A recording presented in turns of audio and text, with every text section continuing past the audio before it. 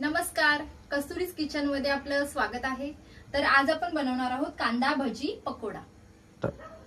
चला तर मग आपण आपलं साहित्य पाहूया। बारीक चिरलेला कांदा आहे उभा, बेसन, चटणी आहे, त्यानंतर चीज लागणार आहे, मीठ, हळद आणि ब्रेड, आणि फ्राय साठी आपण तेल वापरणार आहोत। आपण जे ब्रेड घेतले त्याचे आपण आता कॉर्नर कापून घेणार आहोत। चारी साइडून आपण कॉर्नर कापून घेणार आहोत।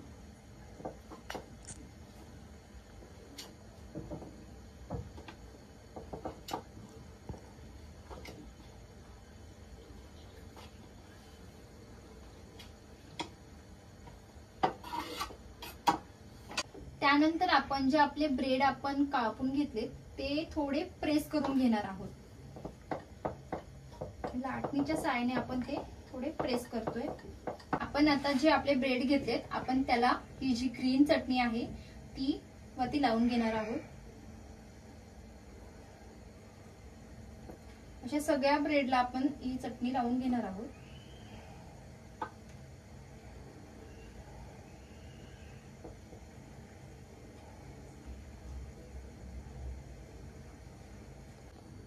आपण जी आपली चटणी लावून झालेली आहे त्यावरती आपण आता मध्ये चीज टाकून घेणार आहोत।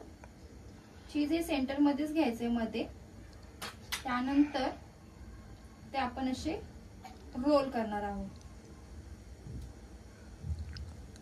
आणि त्याचे दोन साइड आहेत ते थोडे प्रेस करून घ्यायचे जेणेकरून ते ओपन होऊ नये यासाठी।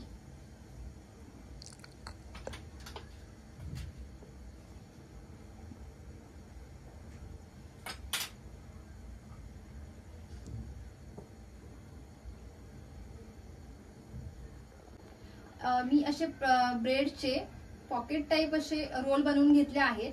तुम्ही तुमच्या आवडीनुसार कोणत्याही तुम्ही शेप बनवू शकता। आपण त्यानंतर कांदा चिरून घेतलाय बारीक असा, जसा आपण भजी बनवतो त्या प्रकारे मी हा उभा असा चिरून घेतलाय। त्यानंतर तुम्ही एका बाउल मध्ये काढून घेते। त्यानंतर त्यामध्ये चवीनुसार मीठ, हळद,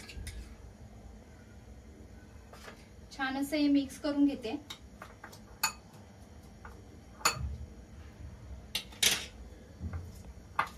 कांदा छान चिरून म्हणजे थोडासा असा कुस्करून घ्यायचा आहे जेणेकरून तो थोडाफार नरम होईल आणि आपले जे भजी आहेत ते छान असे कुरकुरीत होतील।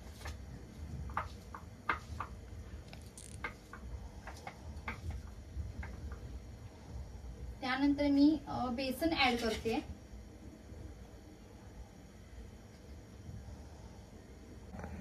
आपण बेसन ऍड केल्यानंतर त्यामध्ये थोडं पाणी घालून ते मिश्रण असं मिक्स करून घेणार आहोत, जसं आपण भजीसाठी तयार करतो तसं।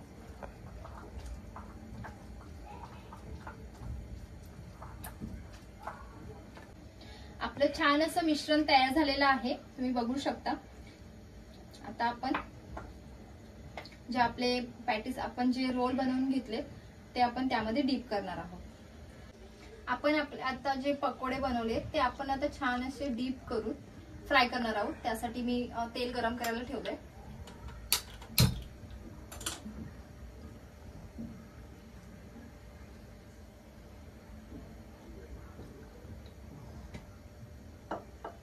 तेल असं छान गरम झालं पाहिजे, त्यानंतर आपल्याला पकोडे आपले फ्राय करून घ्यायचे।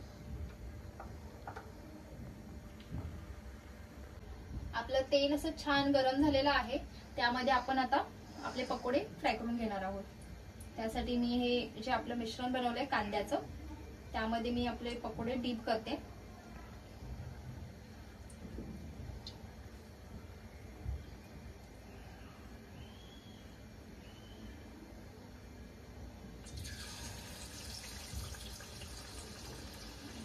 एक एक करून ते आपण फ्राय करून घेणार आहोत।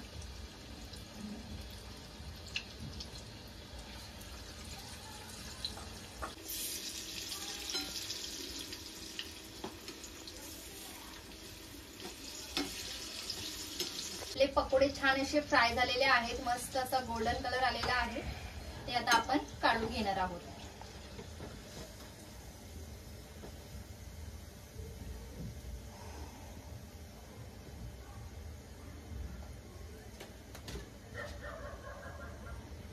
आपले छान असे पकोडे फ्राय झालेले आहेत. गोल्डन कलर आलेला आहे मस्तपैकी आणि क्रंची सुद्धा झालेले आहे, बघू शकता.